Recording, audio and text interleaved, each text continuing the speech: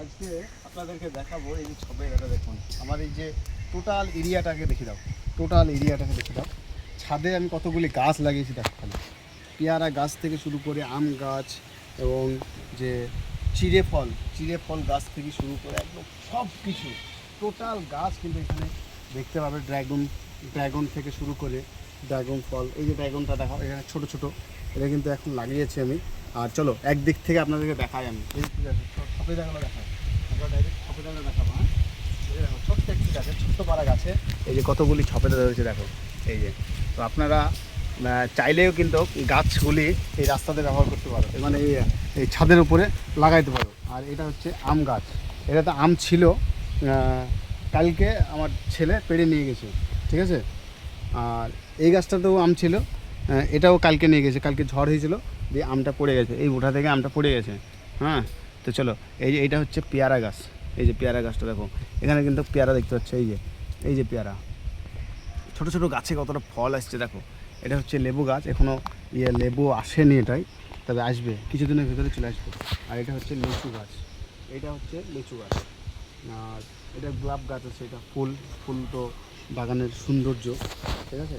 আর এই যে বেগুন গাছটাও বেগুন ধরেছে দেখো। হ্যাঁ, এখানে মরিচ গাছটা দেখো, কাছে এসে মরিচ গাছগুলো দেখো, এই যে ছোট্ট ছোটো গাছে কতগুলি মরিচ দেখো খালি, একদম পুরো লাল টকটকে মরিচ, এই যে লাল টকটকে মরিচ।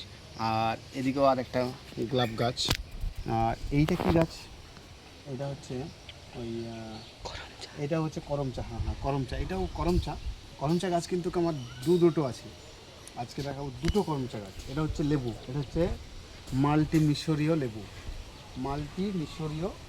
লেবু গাছ। এটা গাছটা কিন্তু এরকম সাইজ ধরবে যে একটাতেই হাফ কিলো, একটার ওজন হবে হাফ কিলো। এই যে কুড়ি এসে গেছে। তো এই হচ্ছে কাঁঠাল গাছ, এই যে দেখো এটা হচ্ছে কাঁঠাল গাছ। এই কাঁঠাল গাছটায় কিন্তু বছরে 3বার করে কিন্তু কাঁঠাল দেবে এই গাছটায়, ঠিক আছে। আর এখানে আছে পুঁই শাক, এটা কিন্তু শাকও লাগিয়েছি আমরা। এই শাকটা কিন্তু কিছুদিনের ভিতরে কিন্তু অনেক বড় হয়ে যাবে। আর এই যে লেবু গাছটা দেখাও, এই লেবু গাছটায় কিন্তু তোমার লেবু চলে এসছে, এই যে ক্যামেরাম্যানকে বলবো দেখাও, এই যে লেবু। আর লেবুর কিন্তু একদম রস, ফাটাফাটি রস। এই যে আরেকটা লেবু, এখানে একটি গাছে কিন্তু দুটো লেবু এখন ধরে আছে, এটা প্রচুর লেবু ছিল, আমরা কিন্তু তুলে নিয়েছি। আর এইটা হচ্ছে তেজপাতা গাছ, এই যে এটা হচ্ছে তেজপাতা, যেটা আমরা যে কোনো খাবারে, যে কোনো রান্নায় বলো, যে কোনো মাংসে এবং খিচুড়ি যাতেই বলো না কেন, এই তেজপাতা না দিলে কিন্তু স্বাদ হয় না। তো সেই তেজপাতা গাছ কিন্তু আমরা লাগিয়েছি।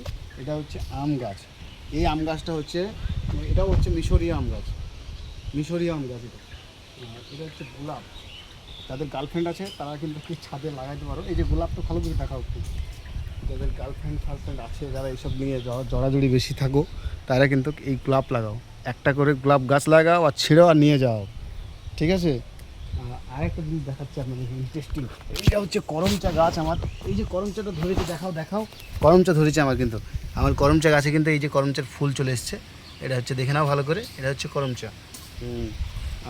এখানেও দেখতে পাচ্ছি সপেদা গাছ, এখানে কিন্তু অসংখ্য আপনার এই যে দেখাও, কাছে আসতে হলে আমি একটু জুম করে দেখাও, কাছে এসে দেখাও, জুম না করেই দেখাও।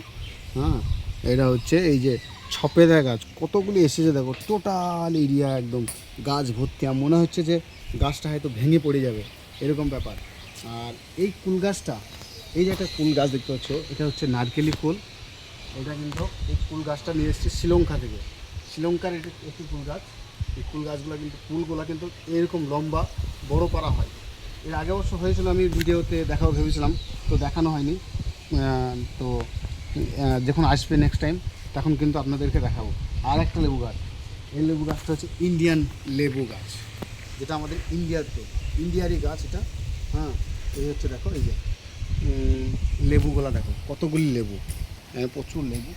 আর এই যে এরকম ছোট ছোট সাইজের লেবু কিন্তু, হ্যাঁ আপনাদের প্রচণ্ড রস, এই লেবুর কিন্তু প্রচণ্ড রস। আর কালার দেখো একদম পুরো কালার, যে